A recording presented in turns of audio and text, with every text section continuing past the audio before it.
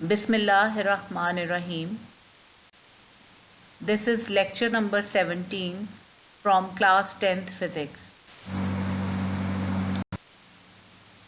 In this lecture you will learn in detail about the structure of eye, about the defects in vision and their correction. Human eye. Eye is nearly spherical in shape. It has following parts: cornea. Cornea is a white clear front part of the eye which is slightly bulging forward. Light mainly falls on the cornea. It is tough and protects the interior of the eye from accidents. Iris. The iris of the eye controls the amount of light reaching the interior of the eye by automatically adjusting the size of pupil.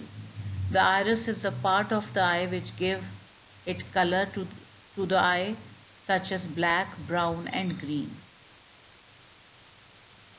Pupil. The pupil regulates the amount of light entering the eye. In bright light, the pupil contracts. In dim light, the pupil expands to allow more light to enter into the eye. Lens. The eye's crystalline biconvex shaped lens is located behind the pupil. It further focuses the light on the retina.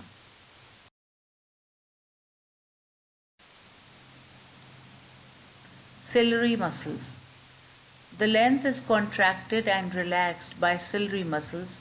The focal length is varied by this movement. Retina. The lens forms an inverted real image of the object on the retina. The retina contains several nerve cells which convert the optical images to signals to the brain via optic nerves. Brain. The brain again inverts the image, decodes its signal, and then we see the image.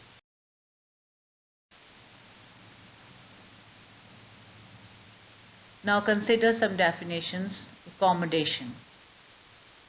It is the ability of the human eye to adjust itself such that it can see the objects which are nearby and far away. It primarily involves the lens and ciliary muscles. The ciliary muscles are capable of modifying the curvature of the lens and thereby affecting the focal length of the lens. When viewing the objects which are far away, the ciliary muscles expand, the lens becomes thinner, it is relaxed and loosened into less convex shape, and the focal length increases. Thus image falls on the retina. Note that there the eye lens is accommodating by taking thinner shape so that the image falls on the retina. When viewing the objects which are placed nearby, the ciliary muscles contract, the lens becomes thicker, it is squeezed into more convex shape, the focal length decreases, and the image again falls on the retina.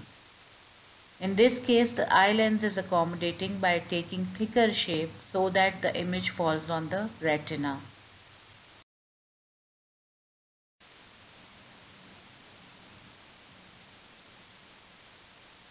Now try to understand accommodation with the help of the diagrams. Figure number 1 shows that while viewing the far off object, ciliary muscles expand, decreasing the curvature and consequently increasing the focal length of the eye lens. This causes the image to be formed on the retina. In figure number 2, you can clearly see that while viewing nearby objects, ciliary muscles contract, increasing the curvature and consequently decreasing the focal length of the eye. This causes the image to be formed on the retina. Near point. The focal length of the eye cannot be reduced below a certain minimum level. If you read a book very close to your eye, it will appear blurred.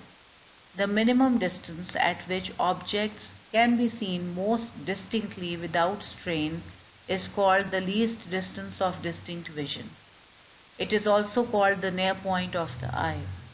For a young adult with normal vision, the near point is about 25 centimeters. far point. The farthest point up to which the eye can see objects clearly is called the far point of the eye. For normal eye, it is at infinity. For example, a person with a normal eyesight can see objects very far away, such as the planets and stars, and thus has a far point located at infinity. Have a look at a comparison between the eye and camera. In eye, adaptation is done by changing the diameter of the pupil, whereas in camera, adaptation is done by changing the aperture diameter.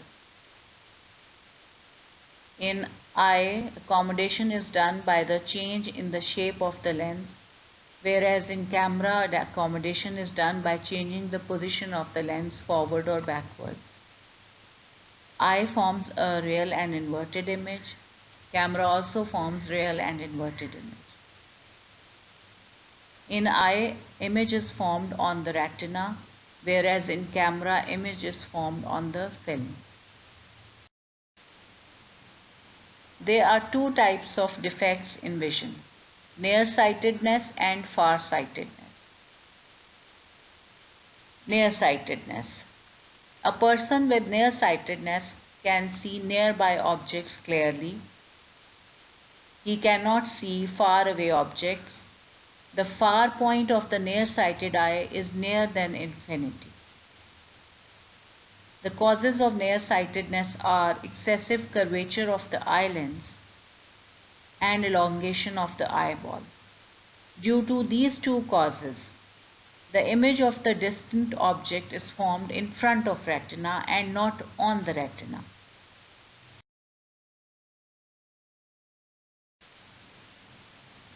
These defects can be corrected with the help of concave lenses. The concave lens focuses light from an object beyond the far point of the nearsighted eye to produce an image that is at the far point of the defected eye. The eye can now focus on the image of an object as shown in figure number 1 and 2. Farsightedness. A far-sighted person can see far away objects clearly. He cannot see the nearby objects clearly. The near point of a far-sighted person is more than 25 centimeters. Its causes are as follows. This arises mostly during later stages in life as a result of weakening of the ciliary muscles or due to the decreased flexibility of the lens. It arises due to the focal length being too large and eyeball being too small. Hence, the image of the distant object is formed behind the retina and not on the retina.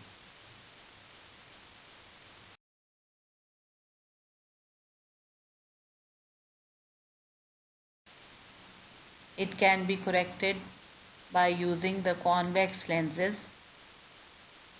The convex lens focuses light from an object within the near point of the far-sighted eye to produce an image that is at the near point of the defected eye. The eye can now focus on the image of the object, as shown in figure number 1 and 2. This lecture enables you to answer the following review questions. 12.24. Draw a ray diagram to show the formation of images in the normal human eye. 12.25. What is meant by the term nearsightedness and farsightedness? How can these defects be corrected?